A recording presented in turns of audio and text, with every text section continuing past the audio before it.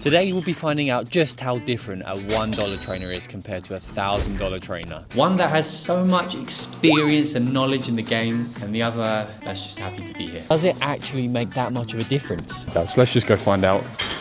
And who is this $1,000 trainer that you ask? He has no idea what he's in for.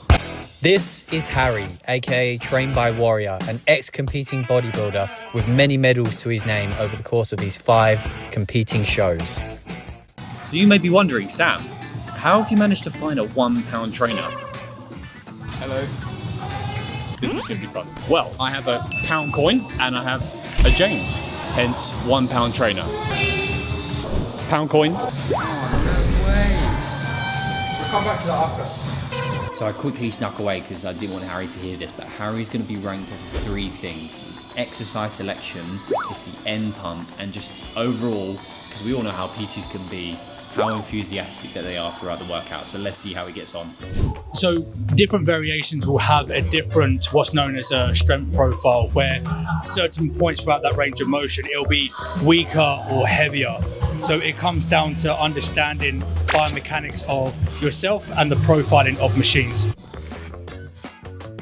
A little bit of this. Why not?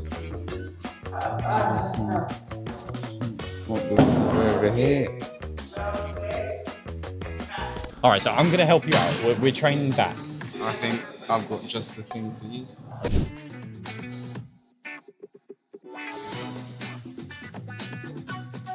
I didn't know there was actually any over here. I thought all the back machines were downstairs.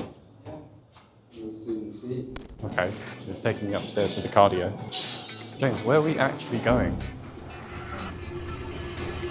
Right, so the first thing for myself and Sam is we need to make sure that we're warmed up efficiently. So the objective here is we're going to be periodizing up in loads. So we'll start off with maybe 50% of what Sam's top set will be, and then we'll incrementally increase the load up within proximity of what that top set is before we go actually into the working set. And this is just to make sure that when we're looking at the motor unit recruitment aspect from a central nervous system standpoint, we're just warming that up essentially so that it's fully activated going into that top set. So we're preventing any kind of injuries and we can get the most out of those sets, which is going to glean beneficial outcomes from not only the set itself, but subsequent sets and exercises after that. So periodizing up in loads, then work onto that top set, move on to the next movement. I'm trying to grow some wings.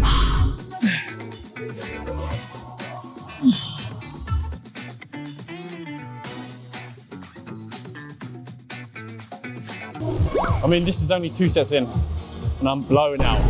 I would love to see how I'm getting on with James because I need to do some cardio or something. James. Yeah. James, this isn't where the back machines are. James, this definitely isn't where the back machines are. Where are we going? They're everywhere. What do you mean they're everywhere? We'll see about back machines. They're everywhere. I mean, anything that trains your back is a back machine. So I don't know what you're talking about, really. Training. Yeah. Recording? Yeah, so you're talking about how many meals you'd normally have before you train. And you're saying the physicality aspect of it. It's more psychological than physiological because a lot of people don't take into consideration gastric transit time and gastric emptying. Basically, it's the movement of food from the stomach to the small intestines and then from the small intestines into our blood circulation. That can take anywhere from 4 to 6 hours. So if you're having your pre-workout meal at 60 minutes before your workout and you think, right, that food there is going to fuel your session, that's more psychological than anything else. So most of the fuel and energy, strength that you get from this workout is probably from your last meal, yesterday evening. Yesterday evening? Yeah. Actually? Yeah. So it's like a 4 to 6 hour window where...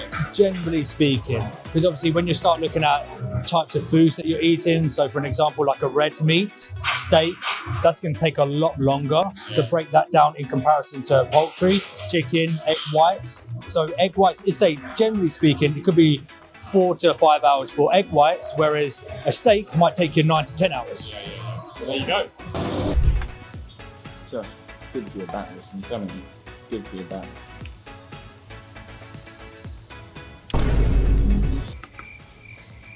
Sort of training back. Need some rest.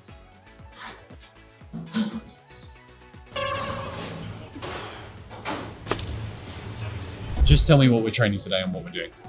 So we'll be training back as you suggested, and the anatomy of the back includes you've got the lower back, the mid back, and you've got the higher back, the left side of the back, the mid back, and the right side of the back. I think you've got the left lower side of the back and the right lower side of the back, of course. And then top right side of the back, you're going to be training where the shoulder blade is, and maybe a bit of back shots, back shots. Oh my goodness. So me and Harry were just discussing how the differences between RPE and also just the percentage of like relative to how much you're trying is how different it is in terms of not going RPE. So, well, I mean, you explain it. You're Yeah, because they're two obviously differential concepts.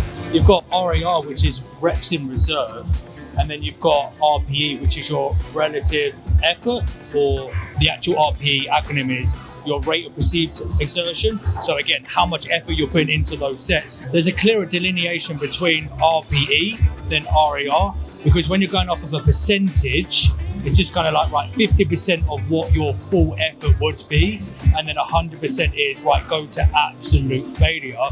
Whereas with RAR, you're using an actual number, which is very, very difficult to use. 100%. It's so much more difficult to, in the words of Mr. Ronnie Coleman, you know the rest. I'm so sorry. Let's go actually train back. Let's go train back. This is not even the way to get back. Sam, mate, you need to try this. This is sick. So when we're looking at exercise selection, it's very important to understand when we're looking at the anatomical plane of an individual, we always want to try and marry the path of motion of that exercise to the individual, as opposed to what we quite often see is people cram themselves into an exercise. It's kind of like those children's games where you have to put the triangle in the shape. We don't want that. We want to align the path of motion of that exercise to the anatomical path of motion of ourselves. And that's what we're doing with Sam. So Sam's doing the tricep extension behind us. I don't marry up with this movement, so I'm not going to be doing it, simply because I'm very wide across my clavicle.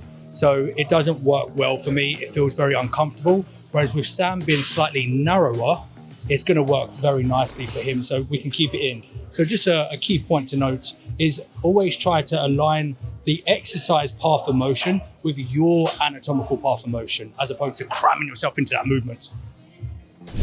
We're going to be training back today, and I've chosen this machine behind me because, well, it's just a nice machine. It trains your back, and it's just, I thought it'd be perfect for this because it trains your back. But James, that's a tricep machine, man. That's a tricep machine. He chose a tricep machine as a back machine. Let's go, Sam. Good control. Nice. Just drive. Drive. There you go. Hello. Stretch and drive. So we've finally chosen the first exercise after 55 minutes of being in the gym. And we're doing lat pull down. How many reps in reserve we're doing? What's the RP on this one?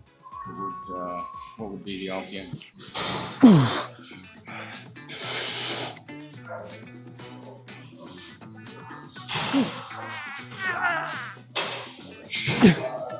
I wonder if these guys are as pale as white as me at once upon a time. That better be you next year on stage. All right, posing done, finished. I mean, that was really true. No, you do it. Look at steps to do. Come on. You got your steps to do. Why are we shut up? Just be quiet. Exit hall. Matter of fact, give me the pound bag.